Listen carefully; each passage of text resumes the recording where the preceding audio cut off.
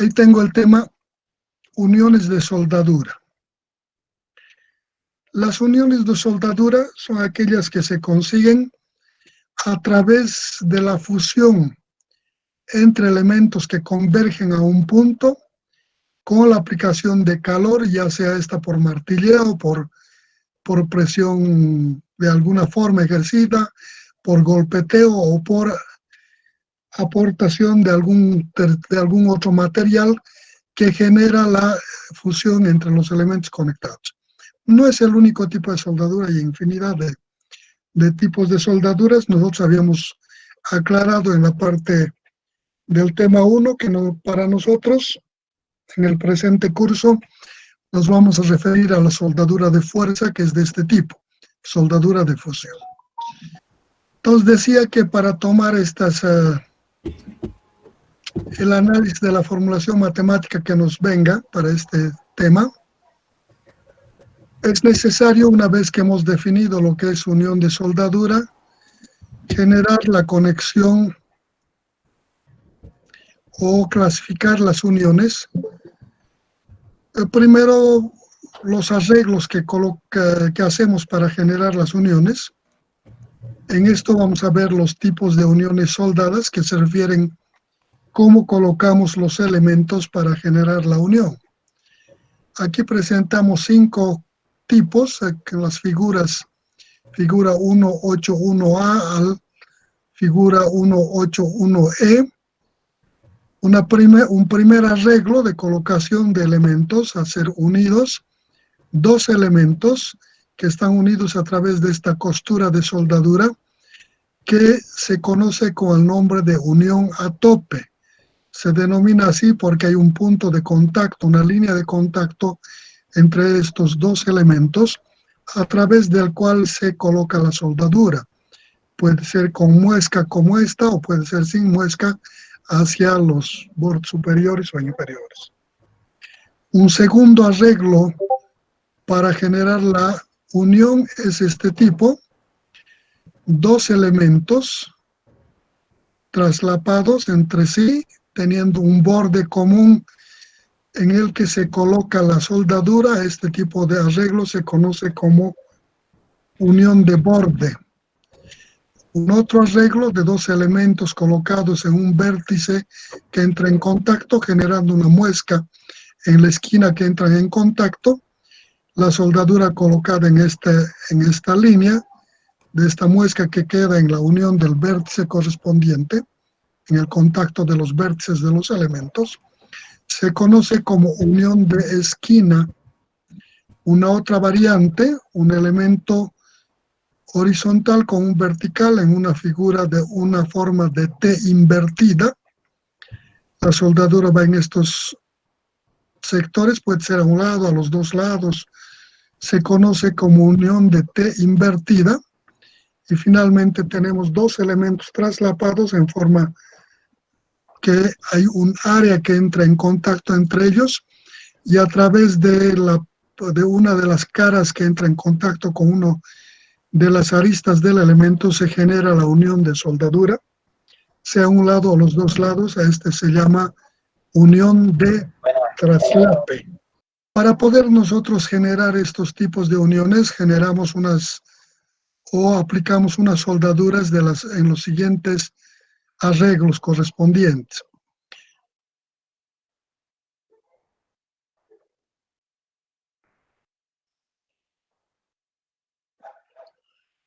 Aquí tenemos los tipos de soldaduras. Sobre esa forma que hemos colocado los elementos para unirlos, ahora le aplicamos la soldadura. Para la aplicación de soldadura, las uniones de soldadura que estamos planteando, estamos suponiendo estos 4 tipos posibles. No son excluyentes, ustedes pueden generar otros tipos de uniones también.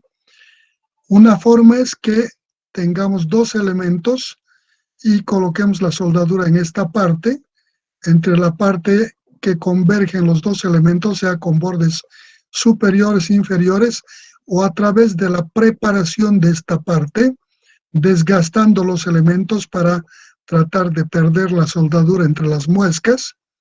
O un tercer elemento en el que contactamos unimos con este otro elemento horizontal, y esta parte que entra en contacto con el elemento vertical igual puede estar desgastado. Con un ochave o desgaste puede ser en un lado, en los dos lados, puede ser una muesca del tipo B, puede ser de solamente una parte superior o parte inferior. Eso será una respuesta de acuerdo al tipo de servicio que queremos que nos preste, y la soldadura entra en esos desgastes. A este tipo de soldadura se conoce como soldadura de preparación, porque previamente hemos elaborado los elementos a ser unidos, generando unos desgastes para aplicarle la soldadura correspondiente. Una otra forma es en las uniones de esta naturaleza en las que traslapamos un elemento con otro y le aplicamos la soldadura de filete a través de estos bordes. Puede ser en este de abajo, puede ser arriba, en los dos lados. Eso ya dependerá de las características de servicio para el que estamos elaborando y naturalmente de la cantidad de fuerza que queremos soportar. Un otro arreglo de esta naturaleza es un arreglo de 3 elementos, una placa, segunda placa, tercera placa, traslapadas con la inferior, y en esta parte que entra en contacto del vértice de la placa superior con la cara del superior de la placa inferior, le aplicamos la soldadura de filete en esa media, en ese cuarto de círculo, al igual que en esta parte. Este espacio hueco que queda entre la soldadura y los elementos conectados se rellena con material diferente a la soldadura, del tipo de las masillas, argamasas o algún otro material. Entonces, a este tipo de unión se conoce unión de tapón. Una variante de este tipo de unión es colocar los elementos de forma similar a este. El proceso de unión es el mismo, con la diferencia de que esta muesca que ha quedado, este vacío que ha quedado, no lo rellenamos, dejamos así. El rellenado o no rellenado también es un requerimiento o una respuesta al tipo de servicio al que está destinado. Podría haber la necesidad de que haya esta ranura, o podría que si hay un inconveniente en cuyo caso rellenamos. Entonces, también obedece a la respuesta al tipo de servicio. A este tipo de soldadura se conoce de ranura.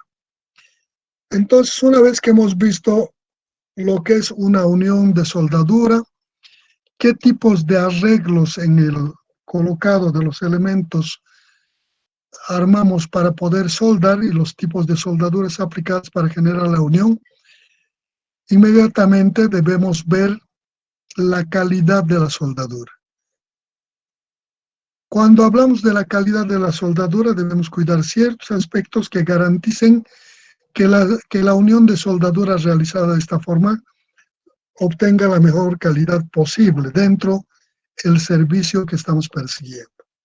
La calidad de la soldadura básicamente depende de los principios básicos de la metalurgia de la soldadura, de los efectos térmicos sobre el metal base, las propiedades de los materiales y las técnicas usadas en el proceso. Los principios básicos de la metalurgia de la soldadura se refieren a aspectos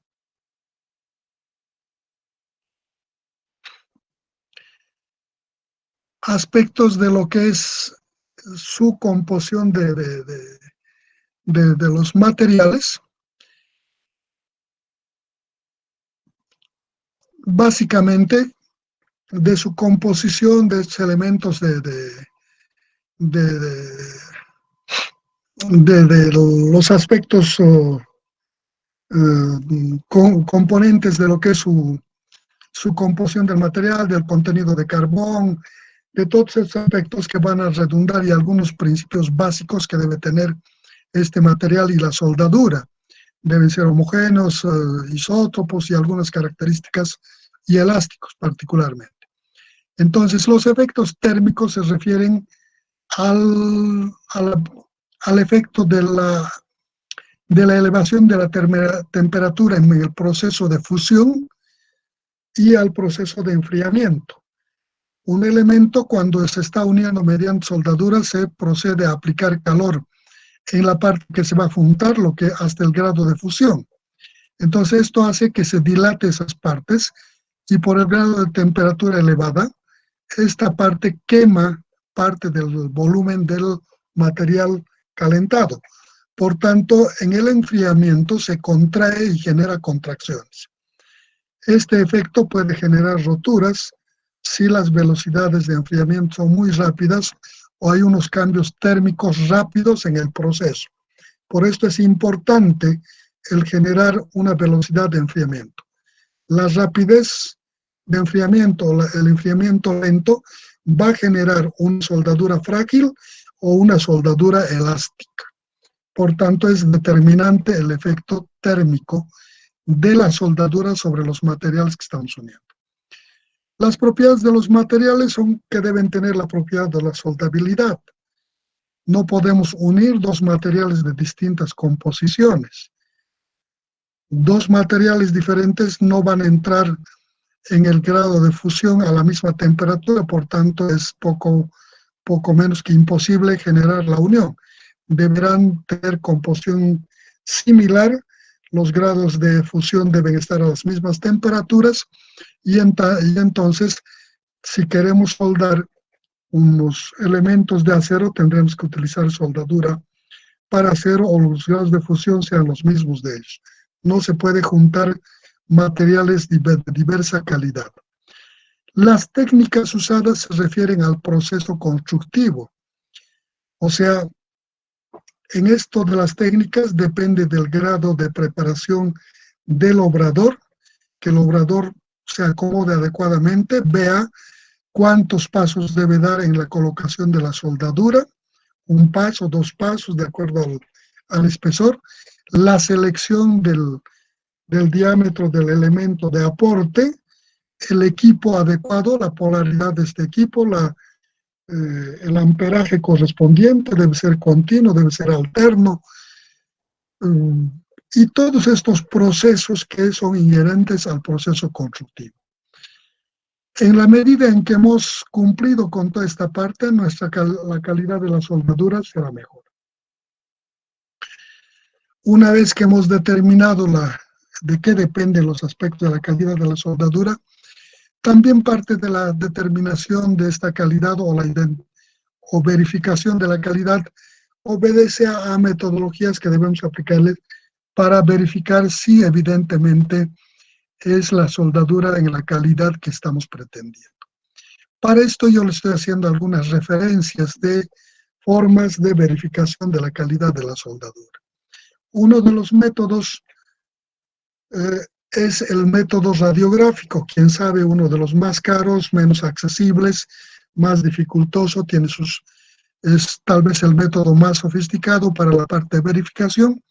Se consigue un equipo de rayos y se lleva al lugar de obra y se aísla para evitar la irradiación al entorno.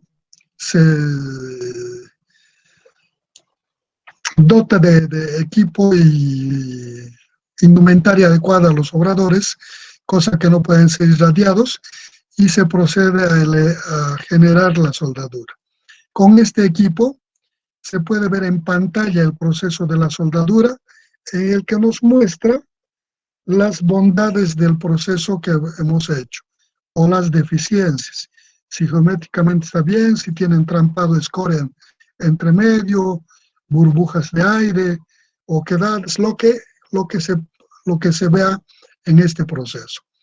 Este tipo de soldadura, por su costo y las dificultades que representa el generar este tipo de verificación, normalmente son aplicadas en estructuras en las que se pretende darle impermeabilidad a los elementos que vamos a contenerlos, generalmente en contenedores de líquidos, gases, ductos, mayormente, ¿no? No implica que no se pueda aplicar en otros, solo que su costo hace todavía un poco dificultoso y el colocar en obras civiles en general herramientas de esta naturaleza sobre estas obras también es dificultoso. Otra forma es el ultrasonido. Ustedes son expertos en la propagación del sonido. Ustedes saben que el sonido se propaga en cualquier material a una cierta velocidad. La continuidad o la discontinuidad o el tiempo que tarda en propagarse de un punto a otro el sonido depende de la continuidad del material. Por tanto, si ponemos sensores en partes diferentes de este proceso de soldadura y propagamos a través de ellos el sonido, esto nos mostrará el tiempo que tarda en propagarse de un punto a otro y con eso veremos qué tan bien o qué tan mal está realizado esta unión.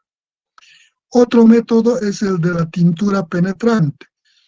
La industria fabrica unos líquidos con características particulares que a través de la costura de la soldadura se derrama este líquido y una vez que hemos derramado se adhiere haciendo resaltar las deficiencias o las bondades de la soldadura. Esto nos permite apreciar la calidad de soldadura que hemos hecho. Otra variante es el de las partículas magnéticas. Son polvos fabricados con este propósito, magnetizados, de forma similar a las tinturas penetrantes, se derrama sobre la costura. Esta por ese proceso de fabricación que tienes, al derramar sobre la costura, se adhiere y empieza a mostrarnos todas las deficiencias de la soldadura. Otro método, y quien sabe el más utilizado, es el de la inspección visual. Este proceso de la inspección visual consta en que un obrador de mucha experiencia, entrenado para este propósito, hace un recorrido visual a través de las soldaduras que puede y tiene la capacidad de identificar las deficiencias de la forma geométrica, del entrampado de escoria, de las burbujas, deformidades de la geometría del acabado, penetración de la soldadura adecuada que pueda soportar.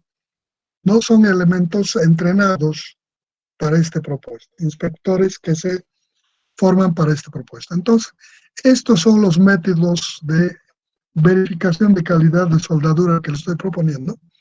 No son los únicos, no son excluyentes, son la mayoría de los que se tienen en el mercado.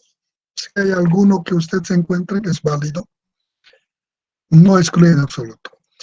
Una vez que hemos visto hasta la verificación de la calidad de la soldadura, para determinar los esfuerzos, se empieza a analizar la unión soldada y vemos que en el proceso constructivo, el realizar la obra de la unión en lugar de la obra tiene sus dificultades de clima, tiene dificultades de comodidad, de espacio, de servicios en el área. Y entonces hay una cantidad de parámetros que inciden. Una unión de soldadura realizada aceptablemente igual tiene imperfecciones. Se acepta, no es difícil construir en obra una cosa perfecta. En algunos casos, estos esfuerzos que se generan por consecuencia de estas imperfecciones pueden estar en exceso y otras en defecto. ¿Qué dicen algunos autores? Que se compensan más o menos en algunos casos cuando están dentro de términos aceptables. Entonces dice, por este grado, esta cantidad de parámetros que debemos incorporar en el análisis, en teoría elástica, determinar las formulaciones matemáticas que nos permitan encontrar las ecuaciones para determinar esfuerzos, se hace de alto grado de indeterminación.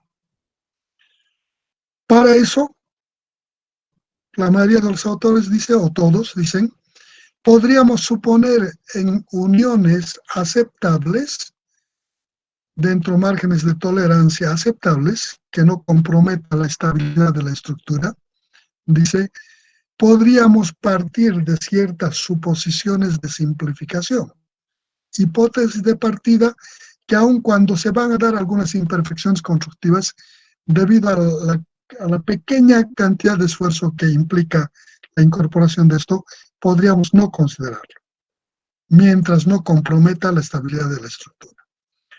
A los esfuerzos determinados bajo este proceso se conoce con el nombre de esfuerzos nominales. ¿Qué son los esfuerzos nominales? Los esfuerzos nominales son aquellos que se determinan en las uniones de soldadura partiendo de ciertas hipótesis que simplifican el proceso, en los que las imperfecciones constructivas no las consideramos, cuando éstas no van a afectar o atentar contra la seguridad de la estructura. Entonces, si estos son los esfuerzos nominales, para determinar los esfuerzos reales, se incorpora lo que es un factor de seguridad que se determina o están determinados en los diferentes reglamentos o se da las bases para que se determine en función de las características particulares de cada unión de soldadura que está haciendo. Entonces se dice que el esfuerzo real es el esfuerzo nominal dividido en este factor de seguridad. Procedemos. Vamos a ver a estas suposiciones que hemos mencionado para determinar los esfuerzos reales. Entre estas suposiciones son las siguientes. Primera suposición o primera hipótesis de partida. Las soldaduras que conectan varias partes son elementos homogéneos, isótopos y elásticos. Quiere decir que estamos suponiendo que la soldadura que hemos colocado es totalmente homogénea. ¿Vale? Hemos dicho que pueden haber incrustaciones de escoria, burbujas de aire, geometría no adecuada, por tanto, todo este aspecto cuando es pequeño y es tolerable no lo vamos a considerar. La isotropía es una propiedad física que dice que las propiedades son idénticas en todas las direcciones, entonces su comportamiento en todas las direcciones es la misma. La parte de las propiedades elásticas, todos los materiales son elásticos, con la diferencia que algunos tienen un coeficiente de elasticidad mayor, otros menor, pero todos son elásticos. Cuando hablamos de esta propiedad de elasticidad, estamos suponiendo que también esta elasticidad permite en una dirección y en otra dirección comportarse de la misma manera. Primera suposición. Segunda suposición o hipótesis, las partes conectadas son rígidas y por lo tanto se desprecian sus deformaciones. Cuando colocamos la soldadura en el arreglo que hemos hecho para unir elementos, el proceso de aplicación de la soldadura quema parte del volumen, concentra los esfuerzos en estos puntos, en el proceso de enfriamiento, contrae, por tanto deforma el material y en algunos casos genera deformaciones en los elementos. Naturalmente no son cantidades grandes, son cantidades casi imperceptibles a lo común. Esto dentro de márgenes tolerables dice que no lo vamos a considerar. Esta deformación que se genera como consecuencia del proceso constructivo. Una tercera suposición o hipótesis dice, solo se consideran esfuerzos nominales debidas a las cargas externas. Se desprecian los efectos de los esfuerzos residuales, de las concentraciones de esfuerzos y de la forma de las soldaduras. Esta tercera suposición nos está diciendo que solo vamos a considerar las cargas que llegan a la unión y las que estas redistribuyen un equilibrio estático hacia los otros elementos. Aquellas que son fruto del proceso constructivo, excentricidades, concentraciones de esfuerzos por disminución de volumen de material, alabeos, todos esos aspectos, mientras estén dentro de términos aceptables, que la estructura no represente una inseguridad, son aceptables. Solo vamos a considerar las fuerzas que llegan a ella, las cargas externas. Bajo estas tres hipótesis que nos permite simplificar el proceso para determinar los esfuerzos nominales, a continuación he hecho un proceso de seguimiento de la aplicación de una metodología para determinar los esfuerzos. Entonces aquí digo, los esfuerzos nominales se pueden obtener siguiendo el procedimiento general siguiente. No es una receta rígida que si no sigues esto no funciona o no sirve. Es una referencia de una metodología ordenada de lo que es el análisis, nada más. No tiene el propósito de mecanizar, lo que menos se debe hacer en todo proceso de análisis mecanizar. Entonces, un primer paso es dibujar la sección transversal efectiva de la conexión soldado. La forma como hemos generado o pretendemos colocar la soldadura en la unión de esos elementos, lo plasmamos en una figura. Una vez que hemos plasmado en una figura toda la soldadura en sus dimensiones correspondientes, distribuido en la unión, procedemos a colocar unos ejes de referencia. Los ejes de referencia preferentemente se colocan en alguno de los vértices de tal manera que toda la soldadura quede en un solo cuadrante, preferentemente en el primer cuadrante. No significa que no pueden colocar, si quieren le colocan en el cuarto cuadrante también, no hay problema. Pero el hecho de colocar en un punto o en otro este origen va a dificultarles o va a ayudarles o va a facilitarles la solución. Por eso decimos que es preferentemente colocar en un vértice inferior izquierdo de tal forma que toda la soldadura quede en un primer cuadrante. Una vez que hemos colocado los ejes referenciales, procedemos a determinar el centroide de la soldadura. Generamos el centroide de la soldadura. Supongamos aquí tenemos una soldadura, lo que estoy marcando con el puntero, ¿no?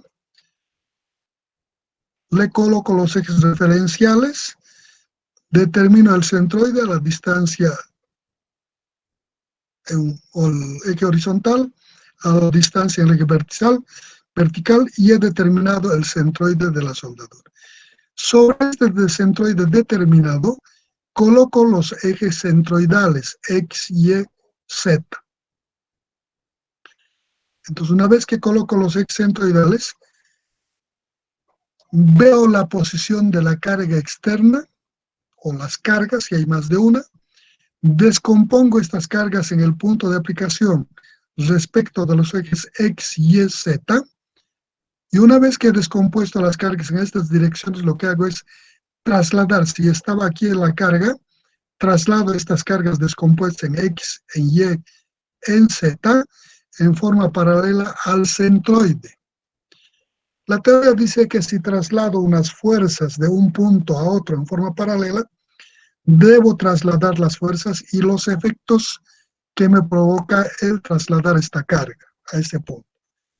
En otras palabras, planteo un sistema equivalente. Entonces, como estas cargas que no estaban en el centroide al estar en otro punto generan momentos respecto al centroide, determino esos momentos y le coloco en las direcciones de los ejes en los que actúa este momento. Entonces, una vez que he representado esto, empiezo a analizar cada punto de la soldadura para determinar los esfuerzos en cada punto. En la determinación de esfuerzos de la soldadura, tenemos cargas axiales, que son el PX, el PY y el PZ. Como pasan por el centroide de la soldadura, estas cargas se han convertido en cargas axiales. Entonces, debo determinar en cada punto de la soldadura los esfuerzos que me generan estas cargas axiales. El esfuerzo en cualquier punto de la soldadura por cargas axiales es igual a la carga axial dividido sobre el área de la soldadura. Si quiero determinar en dirección del eje ZX, entonces diré, debido a la carga axial, voy a denominar prima, elijo un punto de la soldadura.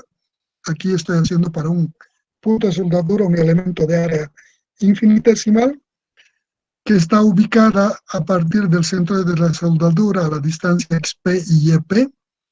Entonces, esta carga PX me intenta llevar así a este lado, ¿no? Al elemento que he unido con la soldadura. La soldadura debe equilibrar esto, por tanto debe tener un esfuerzo sentido contrario a esta carga PX. Misma dirección, sentido contrario. Dirección horizontal, sentido contrario. A eso le llamo sigma prima x, que es igual a px sobre el área. Debido a la fuerza PY intenta llevárselo esto así, en esta dirección, con sentido de hacia arriba. Entonces su equilibrante en la soldadura debe ser sigma prima y hacia abajo. Aquí está, sigma prima y hacia abajo. Y ha de ser igual al PY sobre el área de la soldadura. En Z, la fuerza PZ intenta en esta dirección y con este sentido actuar. En la soldadura debe tener la misma dirección, pero sentido contrario, equilibrante esto. Entonces digo, sigma prima Z en esta dirección y en el sentido equilibrante a la carga. PZ sobre el área. Y así he determinado las ecuaciones para el sigma prima X, sigma prima Y y sigma prima Z, que son las fuerzas, los esfuerzos debido a las cargas axiales, Px, Py, Pz. Debido a los momentos Mx, My, Mz, tratan de hacer girar a la estructura respecto a la soldadura en alguna dirección, en el sentido de los momentos. En la soldadura, en el punto que estoy analizando, debo incorporar las fuerzas que se opongan a estos momentos. Estos momentos generan esfuerzos de tal manera que van a haber esfuerzos debido a los momentos que las vamos a llamar segundas en X, en Y y en Z. Hay que analizar cada momento cuál es el sentido de giro que da con respecto al eje y determinar el esfuerzo correspondiente. Analizamos el momento en X. Aquí está el momento en X. Dice que el momento en X está haciendo esta operación. Gira alrededor de este eje X. El elemento de área donde estoy queriendo determinar está aquí arriba. Debido al sentido de giro de este momento, todo lo que queda arriba está siendo traccionado, jalado hacia afuera en dirección del eje Z, hacia afuera. La acción del momento. Entonces el esfuerzo segunda generado por este debe estar en el sentido contrario a la acción de este. Respecto a qué eje genera el esfuerzo. Este momento al hacer esta operación jala en dirección del eje Z. Y será el mx sobre la inercia respecto a este eje de flexión por la distancia de este eje de flexión al punto, por YP, lo que me genera esto en dirección de este eje. Más o menos lo que me genera este momento. Este momento hace esta operación, gira alrededor del eje Y de esta manera. Todo lo que está a la derecha, hacia el punto donde estoy determinando el esfuerzo, el momento tracciona, jala hacia afuera y aquí comprime hacia adentro. O sea, saca en esta dirección. Como debe oponerse a esto la soldadura, deberá tener signo contrario. Menos MY sobre inercia en Y por la distancia de este eje al punto. Y así tengo el sigma Z segunda, que es igual al MX sobre el IX por YP, menos MY sobre IE por XP. Y así tengo el esfuerzo en la dirección Z generado por el momento en X y en Y.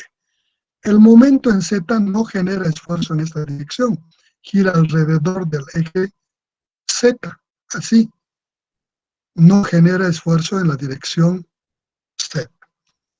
Al girar en dirección alrededor del eje Z, genera esfuerzos en dirección X y en dirección Y.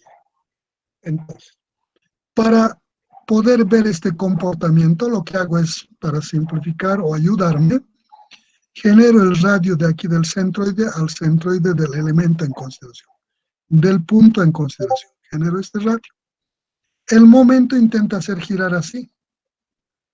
La soldadura debe oponerse a este giro. Entonces, esto, por esta cantidad, una fuerza en esta dirección, va a equilibrar a este momento Z. ¿No? El MZ. Entonces digo, descomponiendo, como ya conozco que esta no está ni en dirección del eje X ni el Y, entonces lo que hago es descomponer en direcciones X y Y. Su descompuesta de esta fuerza en dirección de X va a ser el esfuerzo segunda en X.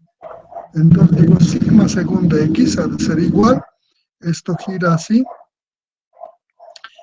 al girar así, está haciendo allá, entonces al descomponer, descompongo en esta y en esta. Sentidos contrarios, esta va a venir a este lado, sigma segunda X ha de ser igual a mz sobre inercia con respecto a este eje y la distancia de este eje de flexión al punto, por Y, YP.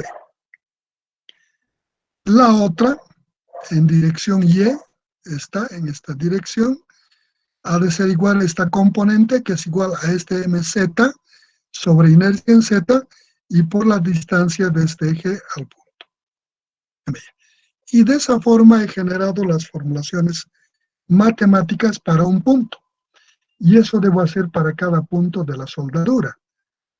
Los esfuerzos debido a las cargas axiales son constantes a través de toda la soldadura.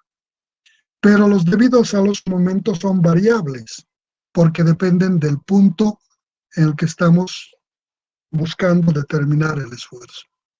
Para cada punto de la soldadura van a ser diferentes los esfuerzos que nos generan los momentos, tanto en magnitud como en dirección, sentido.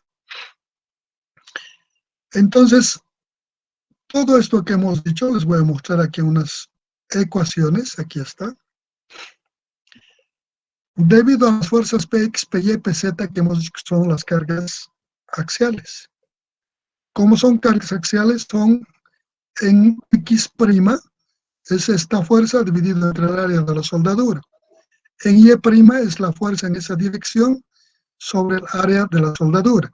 En Z, sigma' en Z es la fuerza en esa dirección Z sobre el área. El sentido es el contrario a las direcciones de Px, Py y Pz. Si Px es positivo, este será negativo. Si Py es negativo, este será positivo.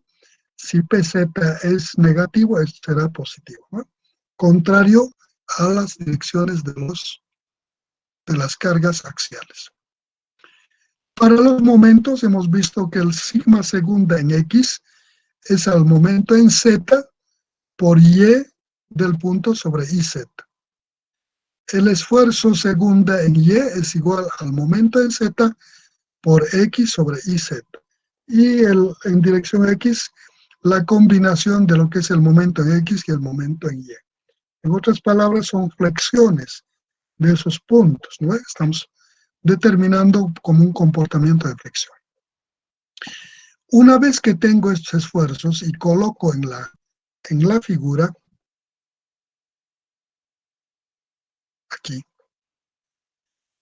para generar la resultante de fuerza o de esfuerzo en este punto, debo determinar las resultantes en las direcciones X, Y y Z. Como aquí he colocado los sentidos de las fuerzas en positivos y negativos, para determinar simplemente hago la suma algebraica de los esfuerzos. Digo, esfuerzo en el punto 1 en la dirección X o en el punto N va a ser igual a menos sigma prima X más sigma segunda X. Y el sentido, si me sale positivo, será en esta dirección el resultado, si me sale negativo, será en esta otra. Esfuerzo en el punto N en dirección Y ha de ser igual menos sigma prima y menos sigma segunda en Y. En Z, esfuerzo en el punto N en la dirección Z ha de ser igual a menos el esfuerzo prima en Z menos el esfuerzo segunda en Z. Y así tengo las resultantes.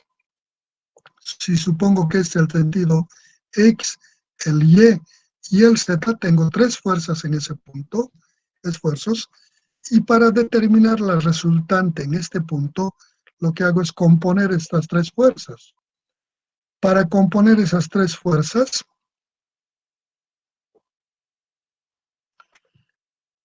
procedo a aplicarle composición de fuerzas que puede ser fuerza resultante en el punto 1, esfuerzo resultante en el punto 1 va a ser igual al sigma nx al cuadrado, raíz de la sumatoria de sus tres componentes.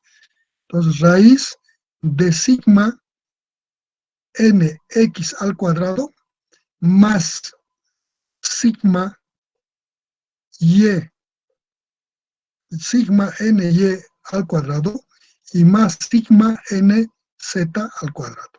Y de esa forma encuentro la resultante de esfuerzo para ese punto. Y eso es iterativamente para todos los puntos. Ahí está la ecuación, la resultante del esfuerzo en ese punto.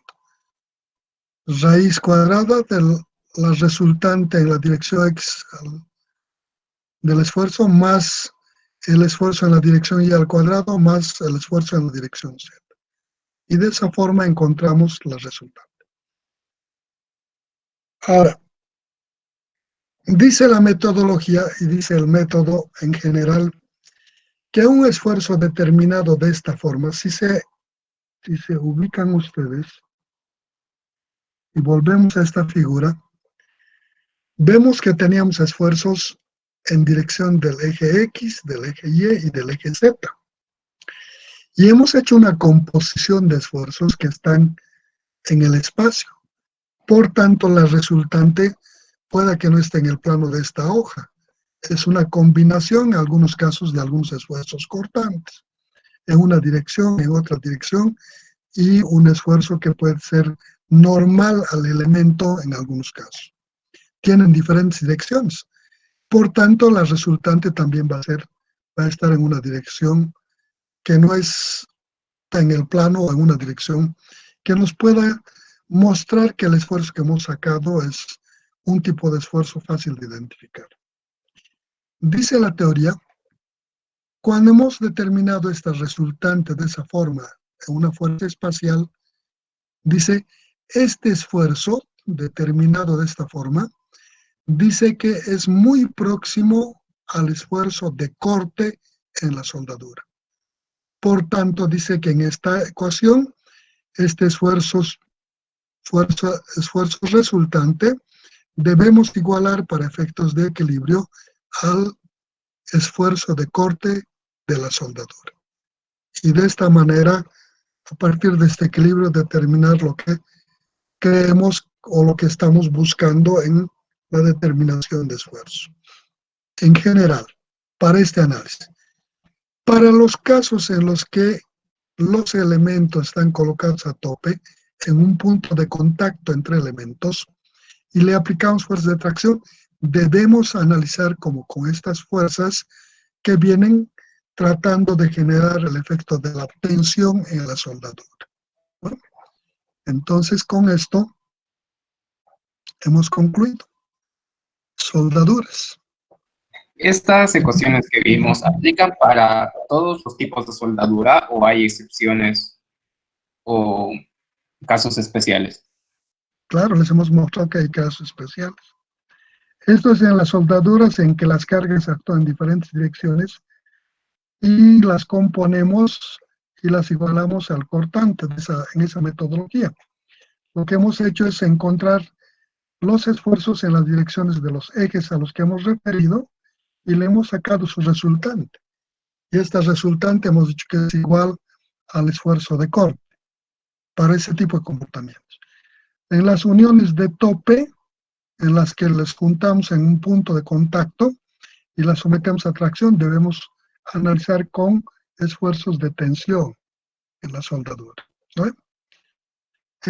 Generar el equilibrio y a partir de ahí determinar en la soldadura le aplicamos la carga y en esta determinamos, normalmente en este caso, la fuerza es axial, por tanto la carga en sentido contrario a la línea de acción de la carga va a ser P sobre A, pero ya no es, habrá que ver cómo está funcionando para determinar el equilibrio, ¿no?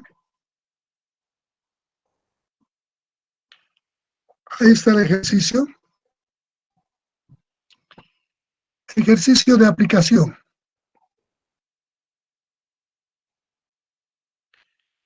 Dice el ejercicio, en la unión de soldadura de filete de dos placas, como se muestra en la figura 1841A,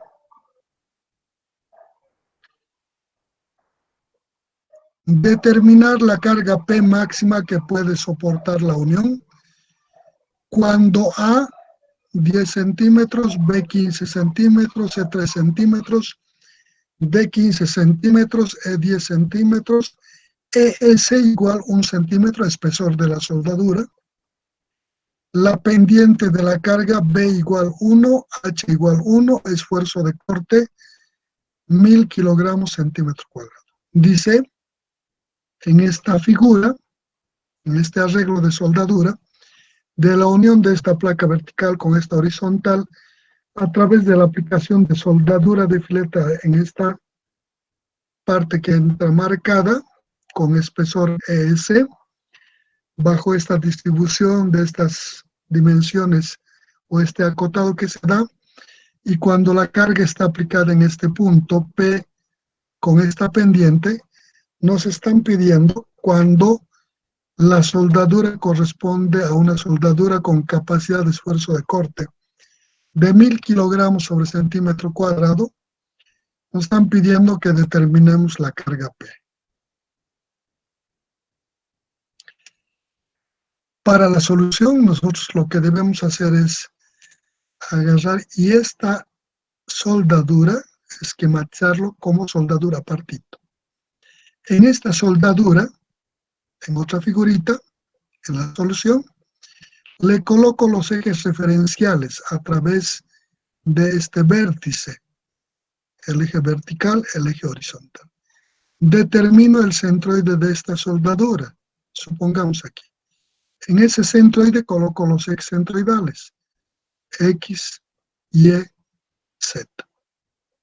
Descompongo esta fuerza en las direcciones X, Y, Z.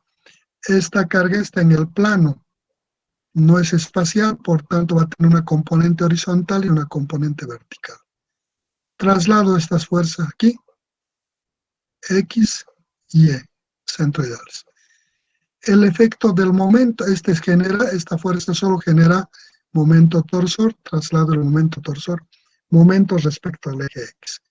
Entonces digo, un sistema equivalente de la soldadura a este problema es esta soldadura con su centroide donde estoy aplicando la carga en X, en y el momento aplicado. A partir de ese punto determino los esfuerzos en cada punto de la soldadura.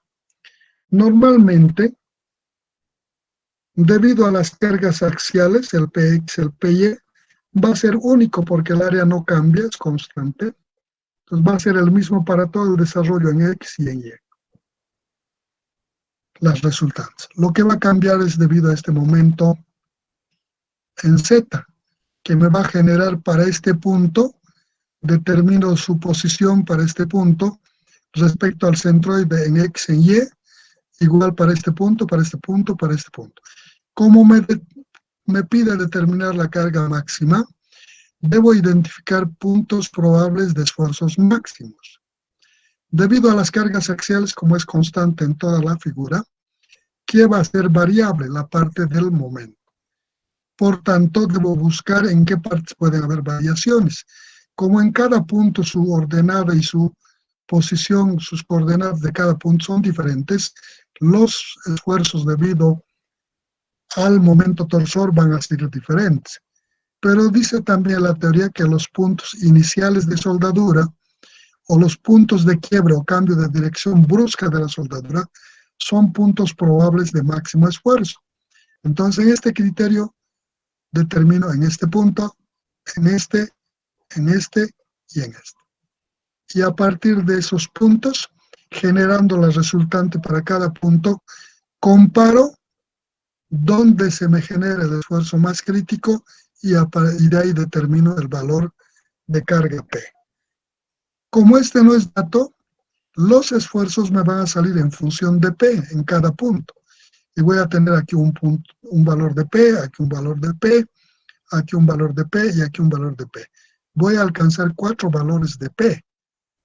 ¿Qué implica esto? Que cuando he analizado para este punto y he encontrado el P que puede soportar este punto, significa que cuando le ponga ese valor de P a esta carga, significa que este elemento va a soportar ese valor. Pueda que aquí no aguante aquí, o tal vez aguante más carga. Entonces, cuando he determinado la carga P para este punto, quiere decir que esta carga P aguanta para este punto. Y así para cada punto, la carga que haya determinado es que el que aguanta en este punto, en este punto, en este punto y en este punto. Algunos son más grandes que otros. Y lo que hago es comparar estas 4 cargas P. Como yo quiero la máxima que puede aguantar la soldadura, entonces debo seleccionar por comparación de estos 4 puntos el menor P. Y le cargo eso. Entonces le cargo el menor de los 4. Si era para este el menor, entonces este aguanta esa carga. Este aguanta más que eso, por tanto también aguanta. Este también aguanta más que este, por tanto aguanta. Este también más que ese, por tanto aguanta. Si le pongo el mayor de estos P's, los otros que soportan menos cantidad de carga se van a romper. Dependerá de esta pregunta. Determinar la carga máxima que puede soportar la unión. ¿Bueno?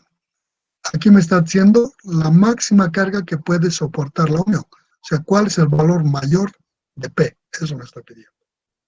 ¿Bueno? Para que esto aguante. Si me dice cuál es la carga máxima de P, ¿cuál pondría? Debo leer detenidamente qué me está preguntando, ¿no? Y responder eso. Esto es lo que vamos a hacer. Ustedes pueden ensayar en sus cuadernitos y mañana tenemos grupo 1. ¿Ahora se ve? Ahora sí. Muchas gracias, ingeniero. Perfecto. Qué raro, ¿por qué no se puede ver la pantalla completa? Puede que esté la hoja muy grande.